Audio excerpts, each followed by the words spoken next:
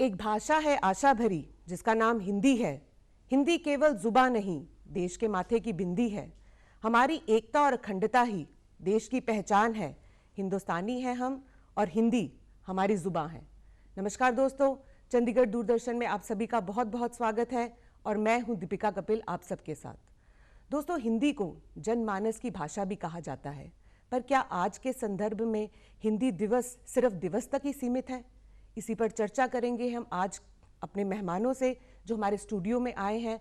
परिचय देना चाहूंगी माधव कौशिक जी का, जो कि चेयरमैन है चंडीगढ़ साहित्य कला अकादमी के, और अगले हमारे मेहमान हैं डॉक्टर अशोक कुमार जी, जो कि पंजाब विश्वविद्यालय में हिंदी विभाग के प्रोफेसर के रूप में कार्यरत हैं। स्वागत करना चाहूंगी। नमस्कार सर, आपका बहुत बहुत स्वागत है हमारे स्टूडियो में। सर, हिंदी को राजभाषा, मातृभाषा भी कहा जाता है, तो इसकी ऐतिहासिक पृष्ठभूमि क्या है? दीपिका जी, सबसे पहले तो मैं भी आप सभी को ये साधुवाद देता हूँ, बधाई भी देता हूँ कि 14 सितंबर को पूरे देश में हम हिंदी दिवस के रूप में मनाते हैं। और जैसे आपने पूछा कि ऐतिहासिक पृष्ठभूमि, तो बड़े कमाल के उदाहरण हमारे सामने हैं जी। जब देश गुलाम था और जब पूरे देश में आज़ादी का आंदोलन चल रहा था, तो केवल हिंदी ऐसी भाषा थी जिसने पूरे देश को एक सूत्र में बांधा था। जी। और आपको ये जान के हैरानी होगी, महात्मा गांधी की अपनी मातृभाषा गुजराती थी, हिंदी नहीं थी। अच्छा। सुभाष चंद्र बोस की मातृभाषा बंगाली थी, हिंदी नहीं थी। जी। लेकिन पूरे देश में उन्होंने जागरण जब किया तो हिंदी के माध्यम से किया। जी। पूरा स्वतंत्रता आंदोलन उसी तरह से लड़ा गया। और ये दोनों हिंदी भाषी होते हुए आप अंदाज़ा लगाइए कि उन्होंने देश के कोने कोने में जाकर अपनी बात कही। और महात्मा गांधी ने तो दक्षिण में हिंदी प्रचार समितियों का गठन किया। लाखों लाखों लोग जो हिंदी भाषी थे, उन सबको उन्होंने हिंदी पढ़ाई। जी।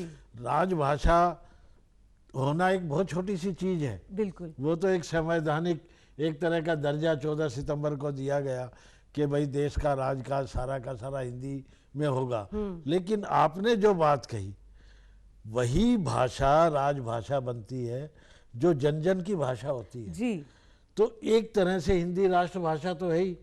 भारत की 80% से अधिक जनसंख्या हिंदी बोलती भी है, समझती भी है। जी। और अब तो हालत ये है कि पूरे हिंदुस्तान में कुछ वर्ष ऐसे हमारे बीच में बीते हैं जब थोड़ी भाषाई दुर्भावना रही है, दक्षिण के लोगों के मन में थोड़ा सा शंका भी रही है।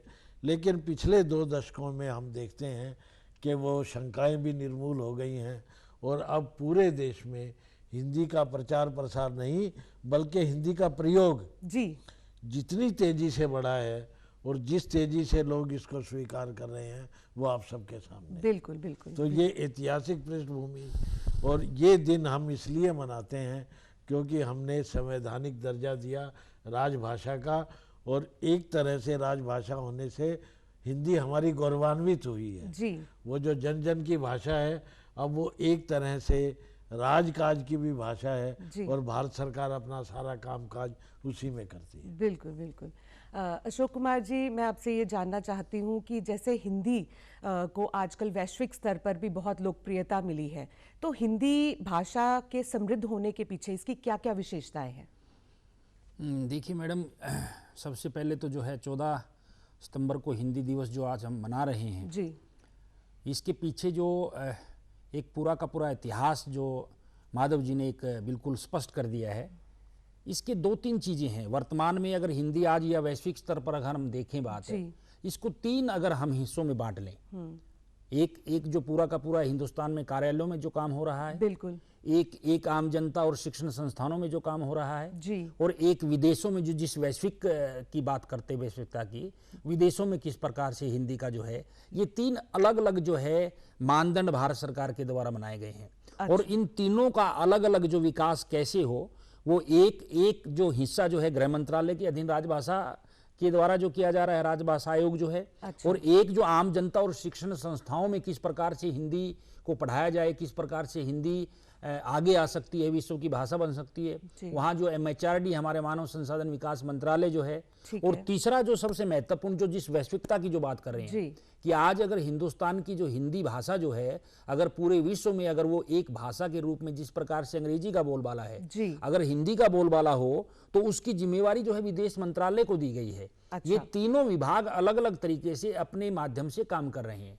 मुझे जहां तक लगता है, चूंकि मैं हिंदी का अध्यापक हूं, मैं पढ़ा रहा हूं, विश्वविद्यालय सिस्टम के भीतर बैठा हूं। माधव जी एक बड़े साहित्यकार हैं, पूरे देश विदेश में जो घूम रहे हैं। सिर्फ हम ये इसलिए नहीं करें कि हिंदी जो हम उत्तर भारत के हैं इस वजह से बात, हिंदुस्तान की अगर कोई भाषा है जो बिल्कुल दिल के नजदीक जो है, जो सभी को जो जोड़ती है भाषा, वो हिंदी भाषा है। और आज विश्व में, आज वैश्विक स्तर पर हम ये पूरे विश्वास के साथ कह सकते हैं ये कि हिंदी का जो एक जो वर्तमान और भविष्य जो जाएगा वो बहुत अच्छा है। और वो सभी के सहयोग से चल रहा है। भारत सरकार बहुत अच्छा प्रयास कर रही है। जी, जैसे डॉक्टर साहब ने बताया कि वैश्विक स्तर पर भी विदेश मंत्रालय जो है इसकी लोकप्रियता को बढ़ाने के लिए बहुत अच्छा कार्य कर रहा है। तो हमारे देश में, हमारे विश्वविद्यालयों में ऐसी क्या जो है, हम इसको अच्छा आगे बढ़ाने के लिए हम क्या कदम उठा रहे हैं? अशोक जी ने बहुत 3 चीज़ें बता के बड़े स्पष्ट चीज़ें कर दी हैं जी। एक तरह से, एक तो विश्व स्तर पे जाने से पहले मैं थोड़ा सा खाका हिंदी के वर्तमान का अपने देश में बताना चाहूँगा। बिल्कुल। भाषा को जांचने के लिए हमारे पास 3 पैरामीटर हैं।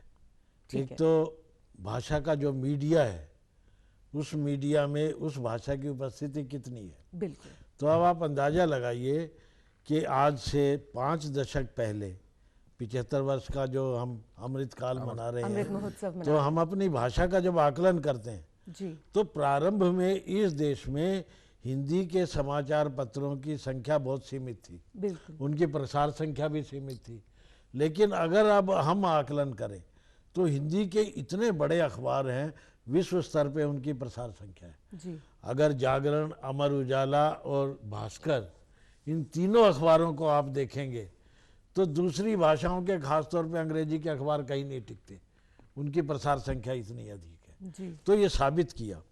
दूसरा, ये तो प्रिंट मीडिया हो गया। इलेक्ट्रॉनिक मीडिया में एक ज़माना था जब हम दूरदर्शन खोलते थे तो हिंदी के चैनल 10 होते थे, अंग्रेजी के 110 होते थे। बिल्कुल सही कहा आपने। अब हालत बिल्कुल विपरीत है। अब 110 हिंदी के हैं और 10 अंग्रेजी के हैं। जो अंग्रेजी के हैं, और जो अंग्रेजी के थे, मैं एक और उदाहरण देना चाहूँगा। इस समय इलेक्ट्रॉनिक मीडिया का तो हाल ये है कि जो अंग्रेजी के चैनल डिस्कवरी था, नेशनल ज्योग्राफिक चैनल था और स्टार का, ये सारे के सारे प्रारंभ में अंग्रेजी के थे। अब ये सारे के सारे चैनल हिंदी में प्रसारण सुबह से लेके पूरी रात तक करते हैं, और वो हालांकि विज्ञान से जुड़े हुए हैं लेकिन फिर भी उनके, तो इस प्रकार से हमारी भाषा की उपस्थिति इन दोनों चैनल्स के माध्यम से, प्रिंट मीडिया के माध्यम से और इलेक्ट्रॉनिक मीडिया के माध्यम से, ये आम आदमी तक इतनी अधिक पहुंच पाई। और तीसरा सबसे बड़ा, हिंदी के प्रचार प्रसार में जिसने बहुत बड़ा योगदान दिया वो हिंदी सिनेमा है। हिंदी सिनेमा, डॉक्टर साहब ने जो बताया ना कि हम लोकल लेवल से विश्व तक कैसे पहुंचे, विश्व तक हिंदी को पहुंचाने में हिंदी सिनेमा का बहुत बड़ा योगदान है, बहुत बड़ा। उसके दर्शक पूरी दुनिया में। बिल्कुल। तो अब हालत ये है हमारी कि हम अपने देश में भी, और इसमें कोई दो राय नहीं, जैसे डॉक्टर साहब ने बताया 3 भारत सरकार के सेगमेंट है, वो अपना पूरा योगदान दे रहे हैं। उनके योगदान के बगैर तो कोई चीज़ फल फूल सकती ही नहीं है। सरकारी संरक्षण तो चाहिए। बिल्कुल। संरक्षण के साथ मार्गदर्शन भी चाहिए, क्योंकि जो मीडिया को रेगुलेट करने की बॉडीज हैं वो सारी की सारी भारत सरकार की है।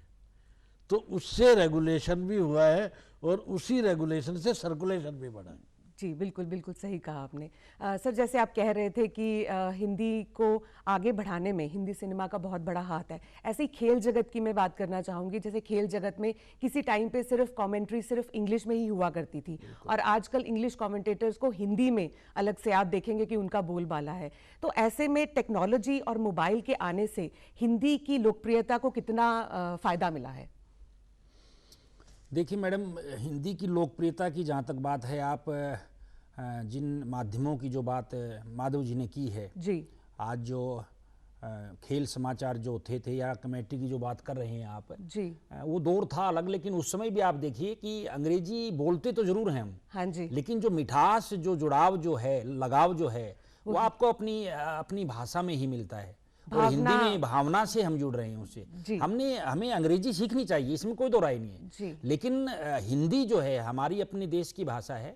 लेकिन इसके साथ साथ थोड़ा सा मैं जो है स्पष्ट करना चाहूँगा माधव जी, आप भी क्योंकि बड़े साहित्यकार हैं आप, हिंदी के साथ हमारे देश में हमारी जो और भाषाएं जो हैं जी, ठीक है, कहीं ना कहीं उन भाषाओं को भी साथ लेके चलना पड़ेगा, क्योंकि हमारा देश जो है, हम धर्मनिरपेक्ष देश हैं, हम गुट निरपेक्ष देश हैं, हम कोई जाति, कोई विशेष धर्म नहीं है हमारा, इसलिए हमारी एक भाषा पे बार बार जो है, क्योंकि वो 15 साल का जो समय दिया था सरकार ने आज़ादी के बाद, और उसके बावजूद भी अगर अंग्रेजी चल रही है तो कुछ तो मजबूरियां रही होंगी, लेकिन मुझे लगता है कि अंग्रेजी चले साथ साथ, लेकिन हमारी जो भाषा है, अपनी जो भाषा है, और अब माधव जी जो न्यू शिक्षा पॉलिसी जो आई है, उसमें जो है भारत सरकार ने जिस प्रकार के प्रावधान दिए हैं, बहुत बढ़िया तरीके से अगर वो इम्प्लीमेंट हो जाती है पूरे देश में, हाँ जी, तो उसमें आपकी अपनी हमारी जो भाषा हिंदी भाषा है वो तो फले फूलेगी ही, साथ साथ जो हमारी क्षेत्रीय भाषाएं हैं, हमारी जो बोलियां हैं,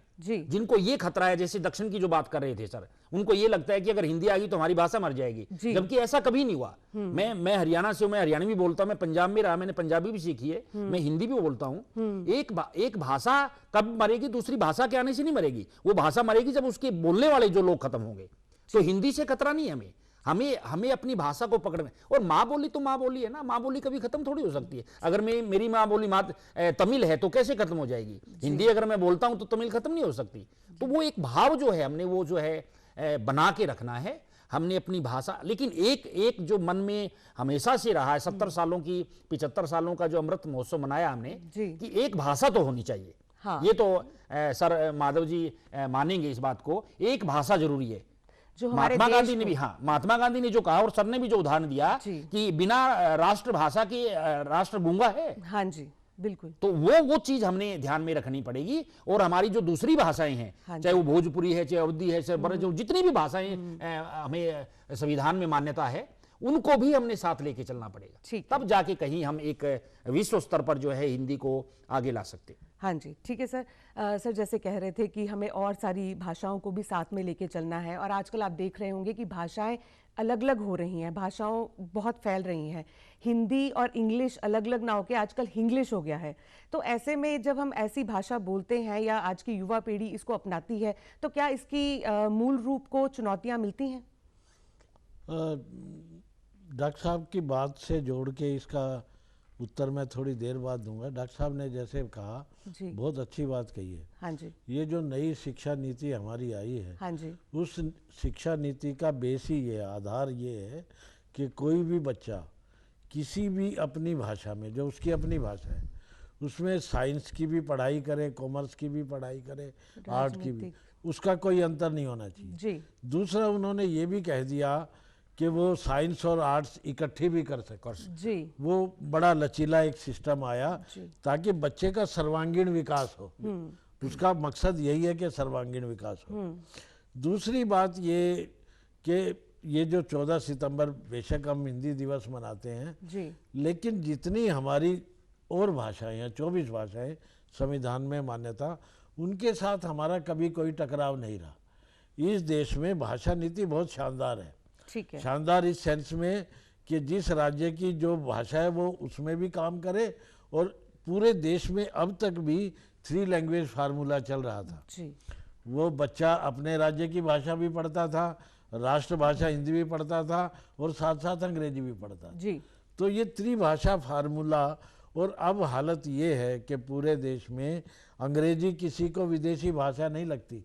वो 24 भाषाओं में एक भाषा वो भी एक तरह शामिल हो गई है। शामिल हो गई। दूसरा, आपने एक प्रश्न किया कि भाषाओं की जो शुद्धता और प्रांजलता है वो कहीं ख़त्म तो नहीं हो रही कि हम हिंदी में अंग्रेजी के शब्द बोल रहे हैं। मैं आपको एक भाषा विज्ञान का एक बड़ा आसान सा एक आधारभूत एक सिद्धांत है जी कि कोई भाषा ना मुश्किल है ना आसान है, और दूसरा ये है कि हर भाषा दूसरी भाषाओं के शब्द भंडार से विकसित होती है। जी बिल्कुल तो सही। हमने भी इसी तरह से लिया। हमारे मन में केवल एक ये दुर्भावना कुंठा रहती है कि हमने अंग्रेजी के ले लिए।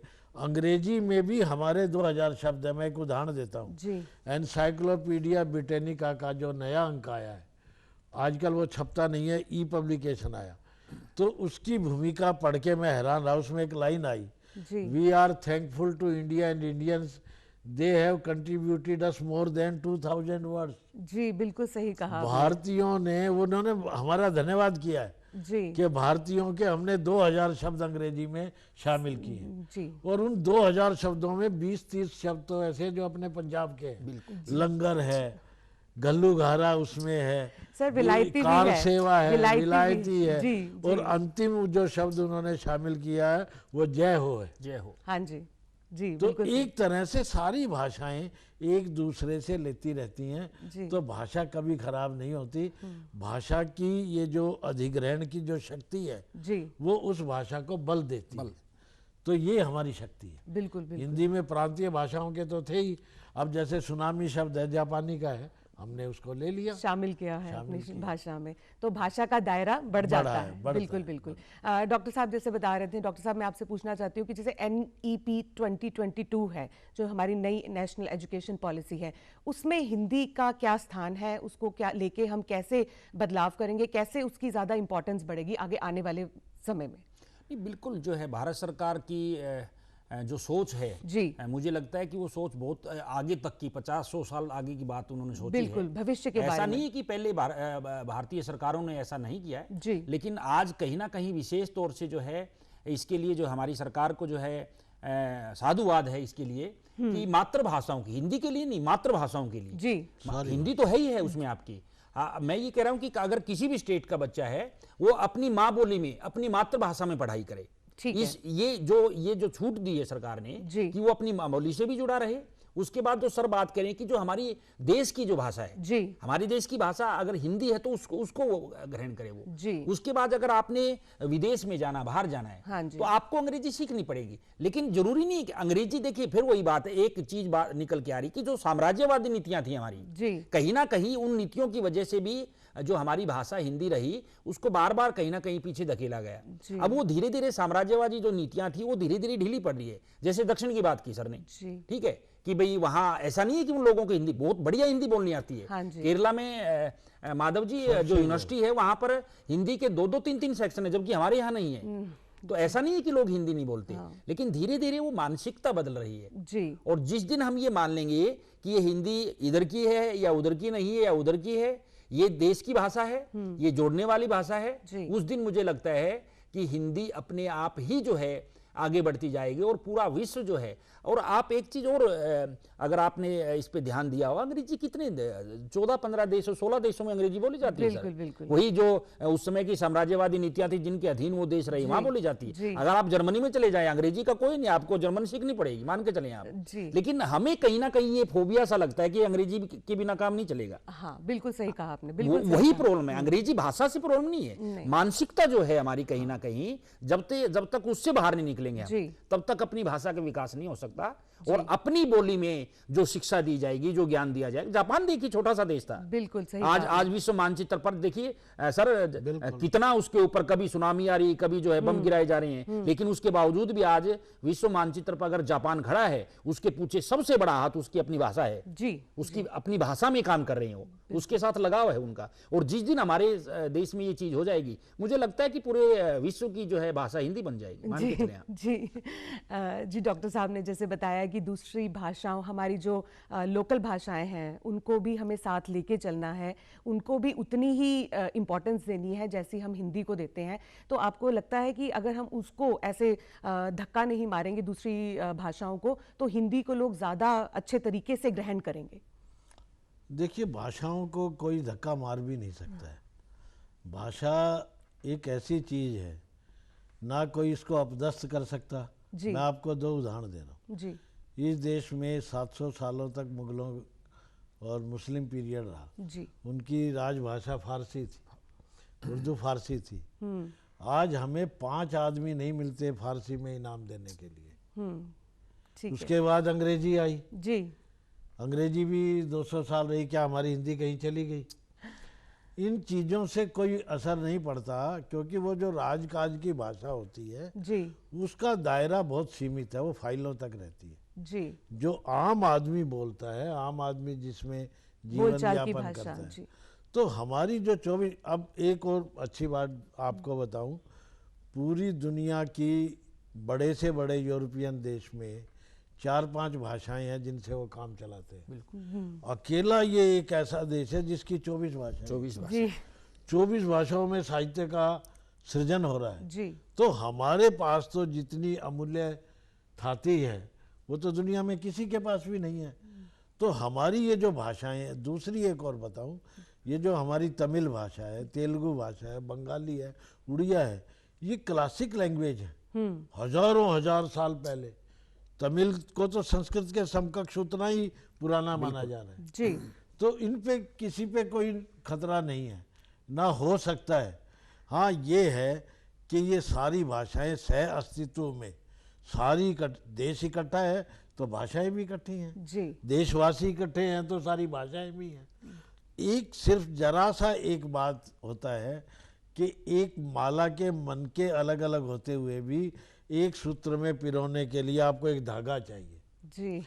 हिंदी ने उस धागे का काम किया। बिल्कुल बिल्कुल सही। वो जो बिखराव था, भाषाई बिखराव था, भाषाई जो श्रृंखलता दुनिया को लगती थी, हमें नहीं लगती थी।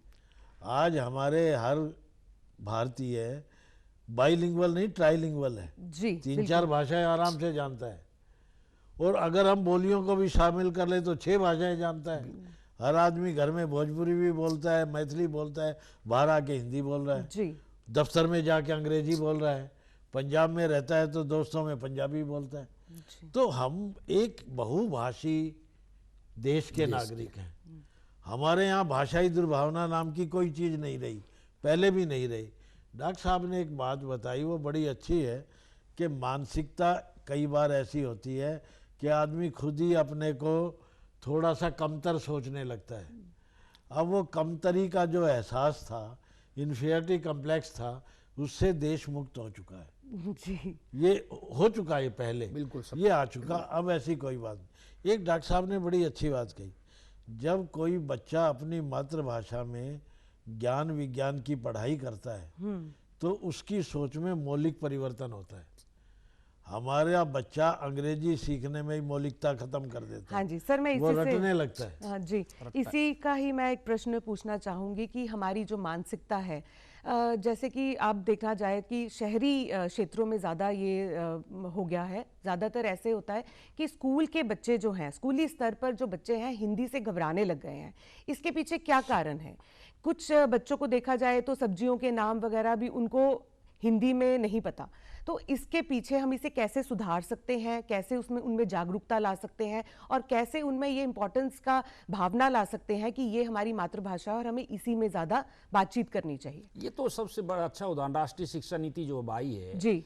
देखिए वो कोई डर नहीं है, मुझे नहीं लगता डर है, लेकिन कई बार घर में जैसे देखिए, हाँ, आप जैसे गृहिणी है, घर में जब कई बार मम्मी जो है नहीं, बच्चे को जो है, बच्चा हिंदी बोलना चाह रहा है, लेकिन वो माँ जो है उसको वो टूटी फूटी अंग्रेजी, वो सोचती है कि बच्चा अंग्रेजी बोलेगा तो थोड़ा सा उसका दायरा ज्यादा हाँ, है। ये जो चीज ये मानसिकता भी है स्कूलों में, विश्वविद्यालयों में और प्राइमरी जो है, हर स्तर के जितने भी हैं, वहाँ बहुत अच्छे टीचर जो है सरकार के द्वारा रखे जा रहे हैं और उनका जो बेसिक जो है वो उनको सिखाया जा रहा है। जैसे आप अंग्रेजी की बात कर रहे थे जी, ठीक है, अब अंग्रेजी की तो दिख जाती है चीज की भी वहां हो रही है, लेकिन आज देश के ऐसे अनेक विश्वविद्यालय हैं जहां हिंदी के लेकर, हिंदी की भाषा को लेकर, भाषा पे जो लिंग्विस्टिक काम किया जा रहा है वो अलग विभाग है, वहां अनुवाद के अलग हैं, हर तरीके से जो काम किया जा रहा है। और उसके लिए सबसे बड़ा उदाहरण आपका एनसीपी है। इसमें जो मन का डर जो है ना, बिल्कुल निकल जाएगा बच्चे से। अच्छा, हाँ 100% डर निकलेगा, लेकिन अगर वो डर घर में ही अगर उसकी माँ अगर उसके अंदर डाल देगी, वो अलग बात है। बाकी स्कूलों में, कॉलेजों में ऐसा कोई भी माहौल नहीं है कि वो बच्चा उससे डरे। आप देखिए, अगर रेलगाड़ी है, अगर रेलगाड़ी को रेलगाड़ी कहने क्या समस्या है? जी अगर उसको हम लो पथगामी कहेगी तो समस्या आ जाएगी। बिल्कुल जो सही कहा चीज स्वीकार है उसको स्वीकार कर लो, क्या हाँ बात जी, है? हाँ जी। जब हिंदुस्तान ने सारी चीजों को स्वीकार कर लिया तो हिंदी भी वो स्वीकार कर रही जी। है। इसमें कोई छोटापन नहीं है हमारा। डॉक्टर साहब ने जो माधव जी ने जो बात कही है सही कही है जी कि हृदय विशाल होना चाहिए। हमारा हृदय विशाल है, हमारी भाषा का हृदय विशाल है, उसमें दूसरी भाषाओं के शब्द आ रहे हैं, क्या समस्या? कोई समस्या नहीं। जी दूसरी भाषाओं में भी तो हमारे शब्द है, बिल्कुल बिल्कुल तो सही कहा। भविष्य बिल्कुल सही है। और बच्चों का डर नहीं है। मुझे तो लगता है, मैं सिस्टम में हूँ, मैं अच्छा। स्कूलों में भी जाते हैं, हम कॉलेजों में भी जा रहे हैं, ठीक है, युवा साहित्यकार उनसे भी मिल रहे हैं, सर के साथ भी जाते हैं, हर जगह जाते हैं, तो कहीं ऐसा भाव हमें तो नहीं दिखता कि भी हिंदी के प्रति उनका डर है। अगर कोई डर बिठा रहा है वो जी। अलग बात है, जी उसका तो कुछ कर नहीं सकते फिर। जी थोड़ा देखने में आया था, तभी मैं आपसे ये प्रश्न पूछना चाह रही थी। माधव जी, मैं एक ये सवाल इसी से रिलेटेड पूछना चाहती हूँ कि जैसे साहित्यिक हिंदी जो है आजकल बोलचाल की भाषा में कम इस्तेमाल हो रही है, जबकि बोलचाल की भाषा हिंदी अलग हो गई है, तो ऐसे में आपको लगता है कि हिंदी को कोई खतरा है? अब तो खतरा अंग्रेजी को है। अंग्रेजी को अब खतरा अंग्रेजी को इस तरह से, बड़े ध्यान से सुनना। जी मैंने आपको पहले बताया था कि जब 110 चैनल अंग्रेजी के थे, हिंदी के 10 थे। जी अब बिल्कुल इसके विपरीत हो गया। अब मैं आपको और बताता हूँ, हमारी साहित्य अकादमी ने पिछले वर्ष 8 करोड़ की पुस्तकें बेची। ठीक है। पहले अंग्रेजी की किताबें ज़्यादा बिकती थी, अब सबसे ज़्यादा हिंदी की किताबें बिकी हैं। दूसरे नंबर पे तमिल है, अंग्रेजी तीसरे नंबर पे है। अच्छा। और सुनिए, हाँ जी। अंग्रेजी के अखबारों की प्रसार संख्या अब लाखों में चली गई, हमारी प्रसार संख्या करोड़ों में चली गई। जी आप इलेक्ट्रॉनिक मीडिया देखिए, हमारे हिंदी के उद्घोषक 1000 हैं, जी अंग्रेजी के 10 हैं। और एक और आपको मज़ेदार बताऊं, जी जो अंग्रेजी के बड़े उद्घोषक थे, जब उन्होंने देखा कि मार्केट तो हिंदी वालों की है, उन्होंने हिंदी बोलना शुरू किया। डॉक्टर साहब, डॉक्टर अशोक जी, सोशल मीडिया ने हमारी हिंदी भाषा को कैसे स्वीकार किया है? जैसे कि आप देखते होंगे कि अब गूगल ने भी सर्च इंजन हिंदी में लागू कर दिया है, तो इससे आगे आने वाले टाइम में, भविष्य में कितनी ज़्यादा हिंदी की लोकप्रियता और बढ़ेगी, और देशों में भी क्या लोग और से ज़्यादा इसको अपनाएंगे? बिल्कुल, देखिए सोशल मीडिया का अपना दायरा है। अभी जो आप साहित्यिक भाषा की जो बात कर रहे थे, साहित्य पहले जैसा ही लिखा जा रहा है, इसमें कोई शक नहीं है। हाँ जी। लेकिन जब आप मान लीजिए सोशल मीडिया पे आप या किसी ग्रुप में मैसेज कर रहे हैं, मैसेज की अपनी भाषा है, मैसेज में साहित्यिक भाषा हो ही नहीं सकती। अखबार की अपनी भाषा है। कई बार हम मित्रों से बात करते हैं कि अखबार वालों ने हिंदी को बिगाड़ दिया, ऐसा नहीं है। वहां जिस भाषा का प्रयोग किया जा रहा है, जो जनमानस जिस भाषा को स्वीकार करेगा, उसी प्रकार की भाषा आएगी।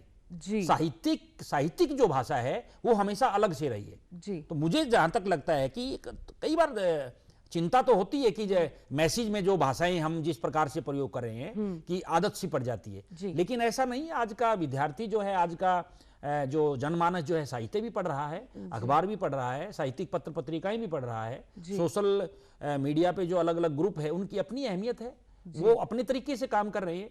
हम ये कहें कि वो बिगाड़ रहे हैं, वो सुधार रहे हैं, ऐसा कुछ नहीं है। उनका अपना तरीका है, साहित्य का अपना तरीका है, अध्यापक के पढ़ाने का अपना तरीका है, अखबारों का अपना तरीका है। लेकिन बस इसमें एक ही चीज ध्यान रखें हमें कि जो उसका मूल स्वरूप है वो ना बदले। परिवर्तन होना चाहिए। आज से 100 साल जो पहले बात थी वो नहीं रहेगी। घूंघट प्रथा नहीं आज खत्म हो चुकी है, और भी बहुत ऐसी बुराइयां थी, खत्म हो चुकी है, लेकिन उसका मूल स्वरूप वही रहना चाहिए। हमारी संस्कृति का मूल स्वरूप जो है वसुधैव कुटुंबकम की बात करता है। हम तोड़ने की बात नहीं करते, हम जोड़ने की बात करते। हिंदी जोड़ती है, स्वीकार है। बिल्कुल। तो माधव जी, आज आप हमारे स्टूडियो में आए, डॉक्टर अशोक जी आप हमारे स्टूडियो में आए, आपने बताया कि हिंदी का वर्तमान और भविष्य जो है वो बहुत अच्छे हाथों में है, और आगे आने वाले टाइम में भविष्य जो है हिंदी का वो बहुत ही सुनहरा है। नमस्कार।